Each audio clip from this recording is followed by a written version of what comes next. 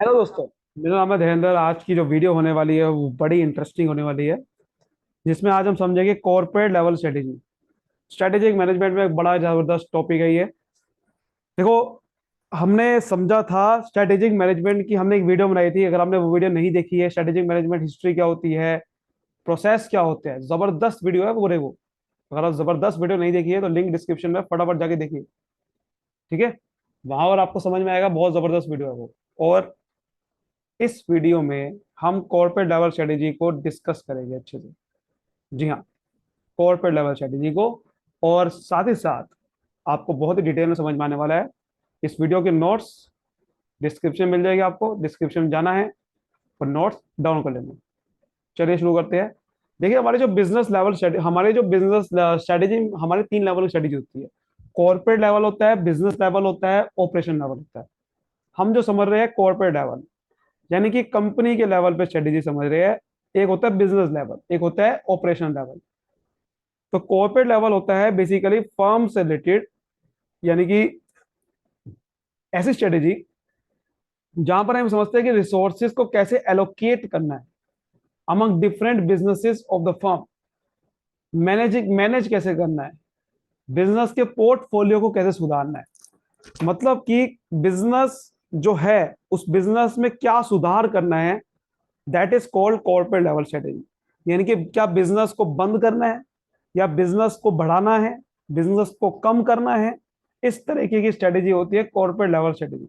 लिखा हुआ ना, allocation of resources among different business of the firm.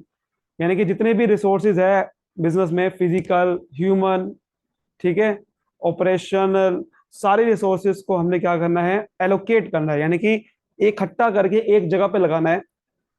अपने बिजनेस को मैनेज कैसे करना है और नर्चर कैसे करना है। नर्चरिंग लिखा हुआ, nurturing portfolio of the business. मतलब इसमें हम देखते हैं कि बिजनेस को क्या डायरेक्शन दे दी है, चॉइस ऑफ डायरेक्शन डिसाइड करते हैं। अब वो तीन तरीके से हो सकती है, स्टेबिलिटी, ग्रोथ, रिट्रेंचमेंट। स्टेबिलिटी का मतलब क्या है कि भाई आप बिजनेस की स्ट्रेटेजी ऐसे बनाएगी कि स्टेबल कैसे रहे, सर्वाइव कैसे करे लंबे समय तक। ग्रो करना है तो ग्रोथ के लिए स्ट्रेटेजी बनाते हैं इसके अंदर। बिजनेस को कम करना है तो रिट्रेंचमेंट स्ट्रेटेजी बनाते हैं। तो ये हम डिस्कस करेंगे इस पूरे वीडियो लेक्चर में कि किस तरीके की स्ट्रेटेजी बनाते हैं हम कॉर्पोरेट लेवल में, क्या क्या बनाते हैं। तो वही लिखा हुआ है। तो कॉर्पोरेट लेवल स्ट्रेटेजी बेसिकली हम देखते हैं, डिसीजन लेते हैं कि जितने भी हमारे रिसोर्सेज है उसको कैसे एलोकेट करना है among different businesses of an organisation. हमारी ऑर्गेनाइजेशन में अलग अलग बिजनेस होते हैं ना, प्रोडक्शन, मार्केटिंग, कैसे कैसे उन सभी रिसोर्सेज को एलोकेट करना है, ठीक है। Transforming resources from one set of business to other. एक बिजनेस से दूसरे बिजनेस में कैसे ट्रांसफॉर्म करें, अपने पोर्टफोलियो को कैसे मैनेज करें, ये सब कॉर्पोरेट लेवल स्ट्रेटेजी में आता है। थोड़ा डिटेल में समझते हैं हम यहाँ पर। देखो, इसमें सबसे पहले स्ट्रेटेजी होती है, जैसे हमने पीछे देखा था, स्टेबिलिटी स्ट्रेटेजी लिखा हुआ था ना। तो स्टेबिलिटी स्ट्रेटेजी पहले बात करते हैं क्या है। एक्चुअल में स्टेबिलिटी का मतलब यही है कि जब बिजनेस अपनी पोजीशन जो एक्चुअल में मार्केट में है करंट, उसको होल्ड करके रखना चाहता है। यानी कि उसका ये ऑब्जेक्टिव नहीं है कि मुझे आगे ग्रो करना है, बल्कि उसका ये ऑब्जेक्टिव है कि मुझे अपने बिजनेस की पोजीशन में जितना भी है बने रहना है उसके अंदर। तो इसमें हम ये भी अटेम्प्ट लेते हैं कि थोड़ा सा होता इंप्रूवमेंट मेरे बिजनेस की परफॉर्मेंस में आ जाए, इंक्रीमेंटल इंप्रूवमेंट आ जाए, थोड़ा बहुत आ जाए। हम इसमें ये भी डिसाइड करते हैं, ठीक है। हम ये नहीं कहते कि इसके अंदर की बहुत बड़ा कस्टमर सेटिस्फेक्शन मिले, ग्रोथ आए, बल्कि हम चाहते हैं कि थोड़ा बहुत इंप्रूवमेंट भी आए। और फॉर एग्जांपल, कंपनी ने ऑफर करा स्पेशल सर्विस इंस्टीट्यूशनल बायर को, ताकि वो सेल इंक्रीज कर सके एंड बल्क बायर को इंकरेज कर सके। तो इसमें हम क्या कर रही है, वो कंपनी थोड़ा बहुत स्टेबिलिटी स्ट्रेटेजी को परफॉर्म कर रही है, मार्केट एफिशिएंट इंप्रूव कर रही है, यानी कि अपने मार्केट में थोड़ी जगह बनाने के लिए अच्छी सर्विस देना चाह रही है। तो ये स्टेबिलिटी स्ट्रेटेजी में ही आएगा। स्टेबिलिटी स्ट्रेटेजी का मतलब ये नहीं है कि हम कुछ करेंगे नहीं, बल्कि इसका मतलब ये है कि हम थोड़ा बहुत वो करेंगे ताकि मेरी परफॉर्मेंस इंप्रूव होती रहे और मैं मार्केट में बना रहूं। हाँ, मैं ग्रोथ नहीं करना चाहता हूँ, बट बने रहने के लिए मुझे इंप्रूवमेंट तो करनी पड़ेगी ना। तो वही चीज है। ग्रोथ स्ट्रेटेजी में क्या आएगा, देखो, ग्रोथ स्ट्रेटेजी में आता है कि मैं एक्सपेंड करना चाहता हूँ, यानी कि बिजनेस को बड़ा करना चाहता हूँ। तो वो इसके अंदर आएगा। तो इसमें हमारा ऑब्जेक्टिव यही है कि मैं अपने बिजनेस को इंक्रीमेंट इंप्रूवमेंट करना चाहता हूँ, अपवर्ड। स्टेबिलिटी का मतलब जैसे कि एक ग्राफ सीधा बन रहा है, ये स्टेबिलिटी हो गया। ग्रोथ का मतलब किसे कहेंगे कि ग्राफ ऊपर की तरफ जा रहा है, तो ग्रोथ हो गया। तो हमें ग्रोथ के लिए क्या करना पड़ेगा, या तो कोई नई प्रोडक्ट लाइन एंटर करनी पड़ेगी, नए प्रोडक्ट लॉन्च करना पड़ेगा, या दूसरी मार्केट में जाना पड़ेगा, नई मार्केट में जाना पड़ेगा, रिस्क ज्यादा लेना पड़ेगा।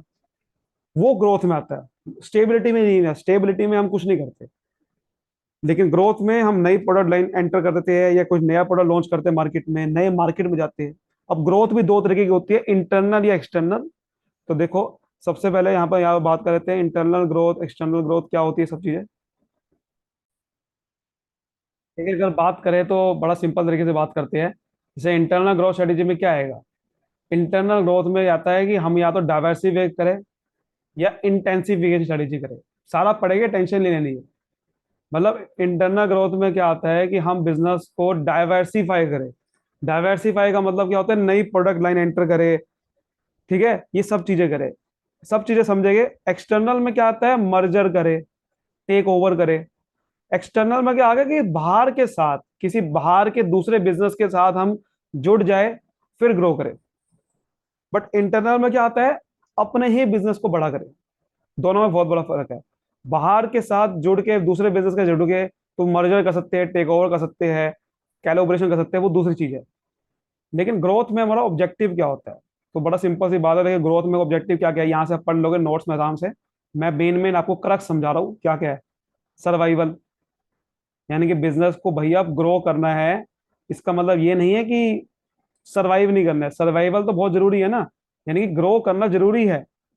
अगर आप बिजनेस में लॉन्ग टर्म बेसिस पे सर्वाइव करना चाहते हो, भैया अगर आप चाहते हो कि मेरे बिजनेस में कोई अगर न्यू एंट्री आ रही है तो मैं बिजनेस बना रहा हूँ, क्योंकि अगर न्यू एंट्री आ गई मार्केट में, किसी नया आपका कोई बिजनेस आ गया और आपको कहे, फिर अगर आप ग्रो नहीं करोगे तो आप फ्यूचर में सर्वाइव नहीं कर सकते। इसलिए ग्रोथ बहुत जरूरी है, इनोवेशन करना बहुत जरूरी है, नए मार्केट में जाना, नई प्रोडक्ट लाना, नए स्कीम लाना। इसकी वजह से क्या होता है कि बिजनेस में ग्रोथ आती है, इनोवेशन आता है, नए चीजें आप लॉन्च करते हो। तो नई चीज लाने के लिए ग्रोथ बहुत जरूरी है। मोटिवेशन टू एम्प्लॉयज आता है, एम्प्लॉयज को लगता है कि हाँ यार बिजनेस ग्रो कर रहा है तो हमें भी इंसेंटिव मिलेगा, मुझे मेरी भी सैलरी बढ़ जाएगी। कस्टमर सेटिस्फाई रहता है, आपको पता ही है, कस्टमर तो सेटिस्फाई रहेगा ना, क्योंकि जब ग्रोथ करेंगे तो बिजनेस क्या चाहेगा, बिजनेस चाहेगा कि गुड क्वालिटी के प्रोडक्ट बेचे हम रिजनेबल प्राइस पे कस्टमर को। बिकॉज अगर आप कस्टमर सेटिस्फाई नहीं करोगे तो बिजनेस नहीं टिक सकता। कॉर्पोरेट इमेज बढ़ती है दूसरों के सामने, बैंक बैंक बहुत जल्दी कंपनी को लोन देगा, ठीक है, गवर्नमेंट के सामने बहुत अच्छी इमेज बनेगी। ये सब चीजें बहुत जरूरी है, इमेज बढ़ती है कॉर्पोरेट की। इकोनॉमीज ऑफ स्केल, मतलब ज्यादा प्रोडक्शन हो पाएगी, क्योंकि जब ज्यादा हम ग्रो करते हैं तो ज्यादा डिमांड आएगी प्रोडक्ट की, तो ज्यादा ग्रोथ करेंगे, ज्यादा प्रोडक्शन करेंगे, तो ज्यादा बड़े लेवल पे हम आगे बढ़ेंगे। एफिशिएंसी आप आती है, यानी कि हम क्या करेंगे, जब कोई नई चीज, नए इनोवेशन करेंगे, नई टेक्नोलॉजी इस्तेमाल करते हैं, R&D करेंगे, तो क्या होता है कि हमारी कॉस्ट घट जाती है। एफिशिएंसी का मतलब कॉस्ट कम प्रॉफिट ज्यादा। तो एक प्रोडक्ट को बनाने के लिए कॉस्ट घट जाएगी, क्योंकि हम इंप्रूवमेंट करेंगे हर चीज में। तो ऑब्वियस सी बात है, रिसोर्सेज को सही तरीके से यूटिलाइज करेंगे, ऑप्टिमम यूज ऑफ रिसोर्सेज, तभी तो हम आगे टिक पाएंगे। तो इसलिए बहुत जरूरी है optimum utilisation of resources, expansion of business, business को बड़ा कर सकते हैं। इसके अंदर ऑब्जेक्टिव सबसे बड़ा ये होता है, सेल अपना बड़ा करने का मतलब क्या, सेल बढ़ाना, मार्केट शेयर बढ़ाना, प्रॉफिट बढ़ाना, ठीक है ना। रिस्क को मिनिमाइज करना, सबसे इंपॉर्टेंट ये भी है कि हम जब बड़ा करते हैं बिजनेस तो रिस्क कम हो जाता है, बिकॉज हमारे बहुत सारे प्रोडक्ट बेचेंगे तो हमारा रिस्क कम हो जाता है। तो ये चीज है। उसके बाद बात करते हैं, ये तो हमने बात करी, किसकी स्ट्रेटेजी की बात करी है, ये बेसिकली हमने इंटरनल ग्रोथ में ना, ये डाइवर्सिफिकेशन स्ट्रेटेजी की ज्यादातर बात करी थी हमने, डाइवर्सिफाई, कि डाइवर्सिफिकेशन में ज्यादातर यही करते हैं, ठीक है ना। तो मेन ऑब्जेक्टिव जो था ग्रोथ स्ट्रेटेजी का वो यही थे। लेकिन बात करें ना इंटेंसिफिकेशन स्ट्रेटेजी में, इसका मतलब क्या होता है, इसमें हम क्या करते हैं, बिजनेस ग्रो करता है विद इन एग्जिस्टिंग बिजनेस, यानी कि बिजनेस ग्रो करना चाहता है अपने ही एग्जिस्टिंग बिजनेस में। ये नहीं कि मैं नया प्रोडक्ट लाइन एंटर कर रहा हूं, ठीक है ना। मतलब अपना ही बिजनेस अपना एक्सपेंड नहीं करना चाहता, बल्कि एग्जिस्टिंग बिजनेस में ही ग्रो करना चाहता है। बिजनेस उसको दूसरा नहीं करना। जैसे मार्केट पेनिट्रेशन, मार्केट पेनिट्रेशन का मतलब क्या होता है, सेम मार्केट में प्रोडक्ट बेचेगा, ठीक है, सेम मार्केट में प्रोडक्ट बेचेगा, ये चीज बहुत इंपॉर्टेंट है। सेम मार्केट में ही प्रोडक्ट बेचेगा, लेकिन वहां पर ही एडवर्टाइज अच्छा करेगा, अपने प्रोडक्ट को बढ़िया बेचने की कोशिश करेगा, वहीं पे ही एग्जिस्टिंग मार्केट में ही अपना मार्केट में शेयर बढ़ाना चाहेगा। ये आपका मार्केट पेनिट्रेशन होता है कि मार्केट वही है, बट उसी मार्केट में अपना शेयर बढ़ा बढ़ा रहा है। मार्केट डेवलपमेंट है कि नई मार्केट में एंटर कर रहा है। और प्रोडक्ट डेवलपमेंट का मतलब क्या है कि नए नए बेसिकली प्रोडक्ट लॉन्च कर रहा है। ये इंटेंसिफिकेशन स्ट्रेटेजी है, समझ आ रही बात? ये इंटेंसिफिकेशन है, मतलब अपने ही एग्जिस्टिंग बिजनेस में ही वो क्या कर रहा है, ग्रो कर रहा है, मार्केट पेनिट्रेशन कर रहा है, मार्केट को डेवलप कर रहा है, या प्रोडक्ट को डेवलप कर रहा है, नए प्रोडक्ट लॉन्च कर रहा है। ये तीन स्ट्रेटेजी होती है इंटेंसिफिकेशन में। लेकिन डाइवर्सिफिकेशन स्ट्रेटेजी क्या है? डाइवर्सिफिकेशन में हम क्या करते हैं, इसमें हम अपना प्रोडक्ट लाइन ही चेंज कर लेते हैं। समझ आ रही बात? इसमें प्रोडक्ट लाइन चेंज नहीं करते, नए नए प्रोडक्ट लॉन्च करेगा सेम प्रोडक्ट लाइन में। प्रोडक्ट लाइन वही है, बिजनेस वही है, मार्केट या तो नहीं बदल रहा है या उसी मार्केट में है। लेकिन जब प्रोडक्ट लाइन ही बदल देना, प्रोडक्ट लाइन का मतलब क्या होता है, जैसे कि मेरी क्लॉथ का प्रोडक्ट बेचता हूँ, तो ये क्लॉथ की प्रोडक्ट लाइन है, इसमें टी शर्ट बेचता हूँ, शर्ट बेचता हूँ। अब आपने अगर शर्ट में नए नए प्रोडक्ट लॉन्च कर दिए तो ये तो प्रोडक्ट डेवलपमेंट होगी, बट प्रोडक्ट लाइन ही बदल दी, क्लॉथ की जगह में चला गया घड़ी बनाने में, वॉचेस में, तो ये क्या हो गया, डाइवर्सिफाई कर दिया आपने, प्रोडक्ट लाइन बदल दी। तो दिस इज कॉल्ड, तो बिजनेस जब नई नई प्रोडक्ट लाइन में एंटर कर देता है, ठीक है ना, which is the extension of existing activity, जो वो काम कर रहा है उसमें बढ़ा देता है काम को, दैट इज कॉल्ड डाइवर्सिफिकेशन। ठीक है, दैट इज कॉल्ड डाइवर्सिफिकेशन। इसके रीजन क्या होते हैं, अपना रिस्क कम हो जाता है, बिकॉज हमारे सामने एक ही बिजनेस होगा तो रिस्क ज्यादा है। जैसे सपोज करो क्लॉथ का बिजनेस नहीं चला तो अब गए, लेकिन जब अलग अलग तरीके के बिजनेस हो गए तो रिस्क कम होगा, कॉर्पोरेट इमेज बढ़ेगी, अलग अलग कंपटीशन को ज्यादा अच्छे से फेस कर सकते हो।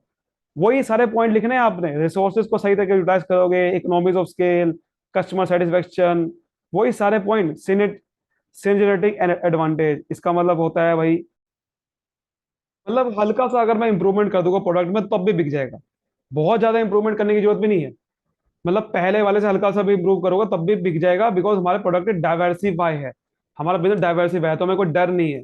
ठीक है ना, हमारे कई सारे प्रोडक्ट बिक जाएंगे इस वजह से। तो ये चीज होता है। और डाइवर्सिफाई के टाइप क्या क्या होते हैं, ये भी क्वेश्चन आ सकता है, ये भी जरूरी है समझना। तो डाइवर्सिफाई के टाइप क्या क्या होते हैं, देखिए, ये होते हैं, सबसे पहला होता है या तो वर्टिकल डाइवर्सिफिकेशन। वर्टिकल का मतलब क्या है? वर्टिकल का मतलब यह है कि आप अपने करंट बिजनेस एक्टिविटी को एक्सटेंड कर रहे हो। मतलब क्या है कि जो आप पहले काम कर रहे थे उसके दूसरा काम कर रहे हो, काम ही बदल दिया आपने, काम को एक्सटेंड कर दिया, अलग अलग काम कर रहे हो। ये तो बैकवर्ड भी हो सकता है, फॉरवर्ड भी। बैकवर्ड का मतलब क्या है? इट इज अ डाइवर्सिफिकेशन जहां पर कंपनी एक स्टेप पहले आ जाती है करंट लाइन ऑफ बिजनेस, जो मतलब जो भी आप बिजनेस कर रहे हो उसके एक स्टेप पहले आ जाओगे, वो जो काम। आप इसका एग्जांपल समझिए, जैसे कि आप कप बोर्ड मैन्युफैक्चर कर रहे हो, तो कप बोर्ड मैन्युफैक्चरिंग यूनिट है, वो एंटर कर रही है, it's a raw material supply unit, ठीक है। तो आपने क्या करा, कप बोर्ड मैन्युफैक्चर यूनिट जो है एंटर कर दिया सप्लाई यूनिट में। सप्लाई यूनिट का मतलब क्या है? उसके कलर, उसके हार्डवेयर, वो बेचना। मतलब आप रॉ मटेरियल बना रहे थे, लेकिन आप सप्लाई भी यूनिट में आ गए, यानी कि एक स्टेप पहले आ गए। ये किसकी बात कर रहा है? बैकवर्ड की। कहने का मतलब ये है, देखो कहने का मतलब क्या है, कहने का मतलब ये है, और इन्होंने तो सर ये उल्टा लिख दिया है, उल्टा लिख दिया है। मतलब कि आप सप्लाई यूनिट में थे, मतलब आप थे जैसे होलसेलर मान लेते हैं, तो आप पीछे वाले बिजनेस में आ गए, मैन्युफैक्चरर वाले में। यानी कि रॉ मटेरियल जिससे आप खरीदते थे वही रॉ मटेरियल बनाने में लग गए आप, वो क्या बन जाएगा? बैकवर्ड। यानी कि जो इससे पहले वाला बिजनेस है वो भी आप कर रहे हो, और फॉरवर्ड हो गया इसके, ये उल्टा हो गया। यानी कि सपोज करो एक क्लॉथ मैन्युफैक्चरर है, वो गारमेंट मैन्युफैक्चरिंग भी कर रहा है, ठीक है। तो ये क्या हो गया, ये अपने ही बिजनेस को एक्सटेंड कर लिया आपने।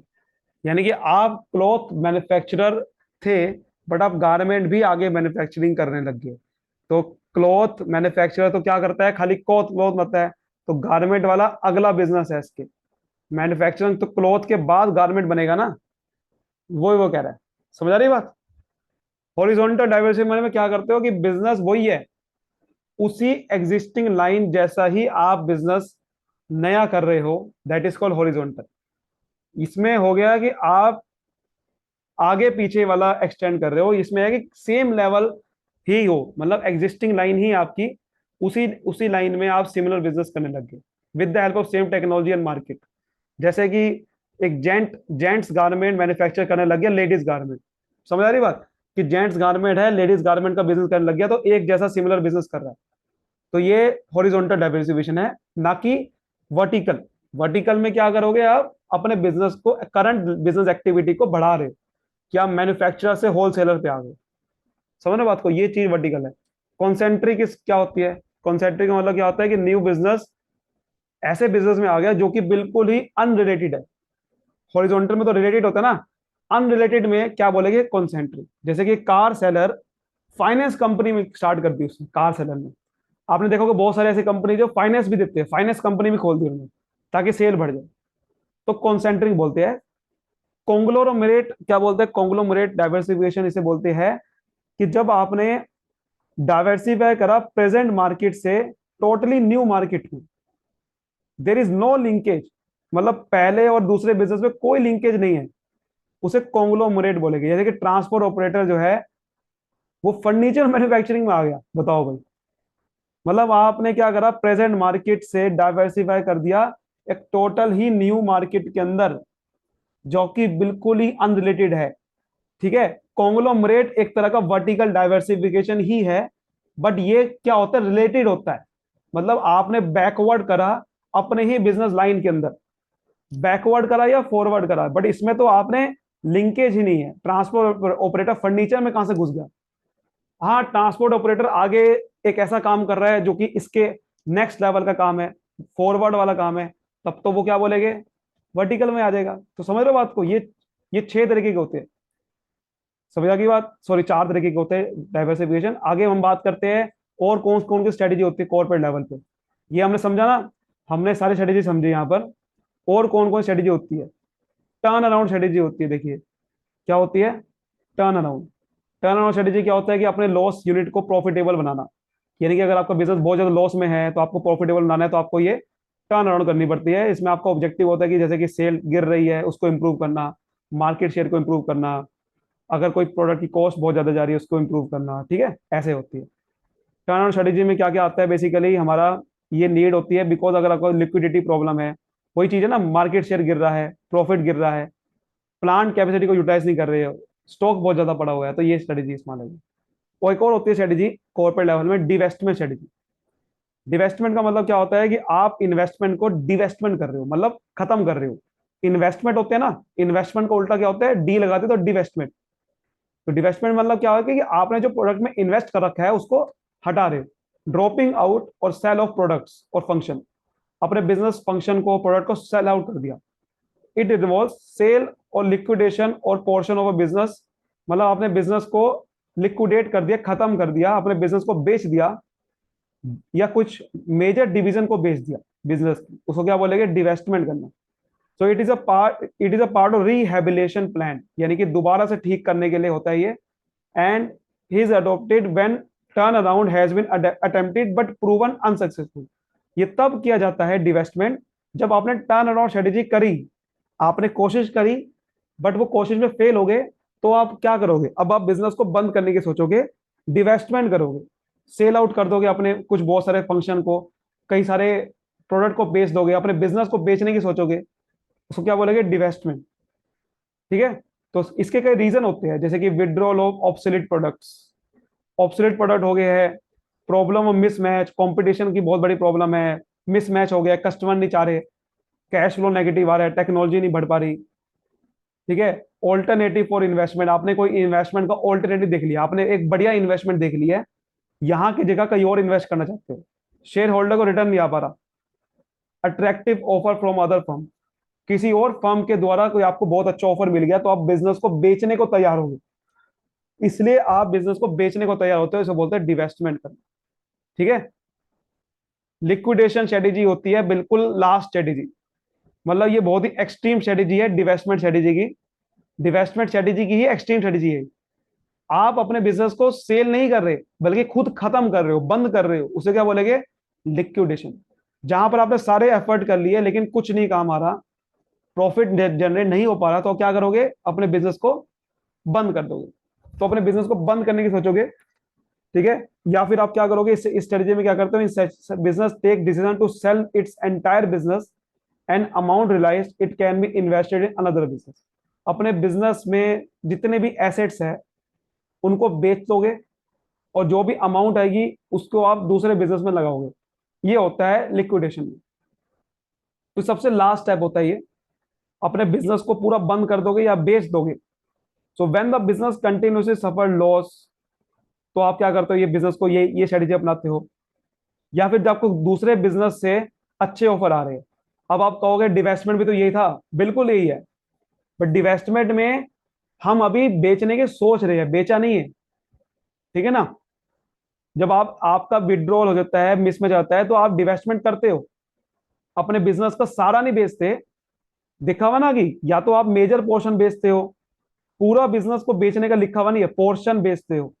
लेकिन जब आप पूरा ही बिजनेस बेच देते हो या बंद कर देते हैं, लिक्विडेशन का मतलब खुद भी होता है, खुद भी या तो बंद कर देना या बेच देना। तो यहां पर बेच दोगे या बंद कर दोगे, that is called liquidation strategy. तो दूसरे बिजनेस से अच्छा ऑफर आ गया तो आप बिजनेस सोचोगे। जब आपको लग रहा है कि हाँ बहुत डिफिकल्टी आ रही है प्रेजेंट बिजनेस में, तो बेचने की सोचोगे।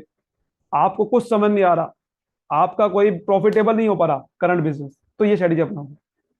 लेकिन एक और स्ट्रेटेजी होती है मॉडर्नाइजेशन स्ट्रेटेजी। इसे क्या बोलते हैं? मॉडर्नाइजेशन। इसका मतलब क्या होता है? इसका मतलब होता है इंप्रूवमेंट करना। यानी कि अपनी जो एग्जिस्टिंग फिजिकल फैसिलिटी है, जैसे कि प्लांट है, मशीनरी है, उसको इंप्रूव करना ताकि कस्टमर को अच्छी वैल्यू दे सकूं, क्वालिटी प्रोडक्ट दे सकूं। तो ये इंप्रूवमेंट स्ट्रेटेजी होती है जब आपका बिजनेस बहुत टफ कंपटीशन फेस कर रहा है, ठीक है? तो आप ये बिजनेस स्ट्रेटेजी अपनाते हो ताकि आप अपने कॉम्पिटेटिव बिजनेस एरिया में सरवाइव कर सको, ग्रोथ कर सको, प्रोस्पेक्टिव। तो इससे क्या होता है? आप पुअर क्वालिटी के जो प्रोडक्ट है उसको अच्छे से कर सकते हो, प्रोडक्ट की क्वालिटी बढ़ जाती है, अपनी प्लांट की कैपेसिटी को अच्छे यूटिलाइज कर पाते हो, कंपटीशन को फेस कर पाते हो, अच्छी इमेज बढ़ती है। वही सबको लिखना है, प्रोडक्शन बढ़ पाएगी, कुछ नहीं करना आपने, कॉस्ट घट जाएगी, प्रोडक्शन बढ़ पाएगी, सिंपल यही लिखना है। अगले देखो हमारा क्या होती है इसके अंदर, जैसे कि हमने समझा था ना वो, कि बिजनेस में इसकी स्ट्रेटेजी क्या होती है? Merger strategy. आप merger strategy is very very important. ये बेसिकली आप कह सकते हो कि ये एक्सटर्नल स्ट्रेटेजी है, सारी एक्सटर्नल वाली होती है ना। जब हमें एक्सटर्नल ग्रोथ करनी है तो दूसरों के साथ मर्जर करना पड़ेगा।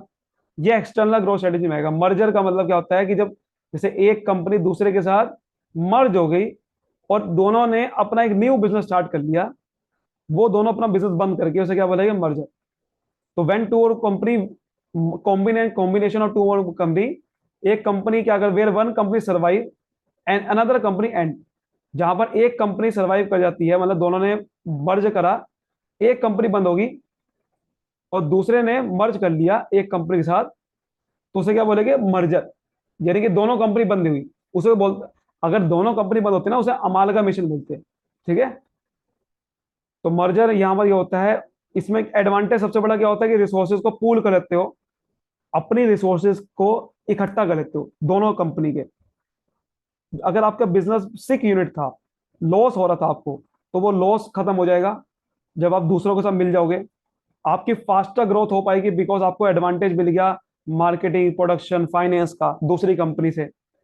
आप अच्छे से टैक्स प्लानिंग कर पाओगे, आपका लॉसेस बच जाएगा, ठीक है ना? सबसे बड़ी बात यह है, आप बिजनेस को बढ़ा पाओगे, शेयर बढ़ा पाओगे बिजनेस का, ये फायदा होता है। आपका कैश फ्लो बढ़ पाएगा, ये फायदा होता है। अगला होता है जॉइंट वेंचर। जॉइंट वेंचर का मतलब क्या होता है? कि किसी ने अपने दूसरी कंपनी के साथ कॉन्ट्रैक्ट किया, दो पार्टी ने आपस में एक नई यूनिट खोल ली।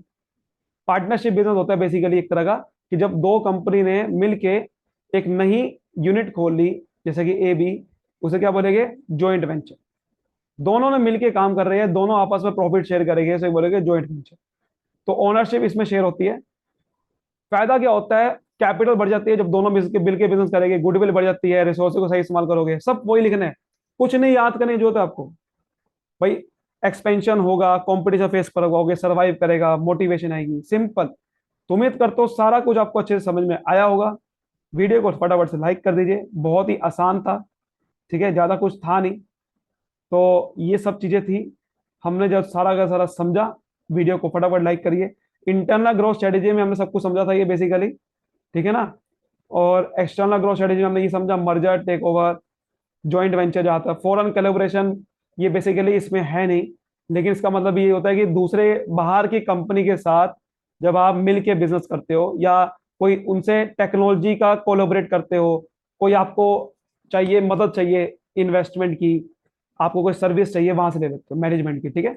उम्मीद करता हूँ अच्छे समझ, वीडियो को लाइक करें, सब्सक्राइब करें। Thank you so much, all the best, मिलते हैं अगली वीडियो में, bye bye, thank you so much.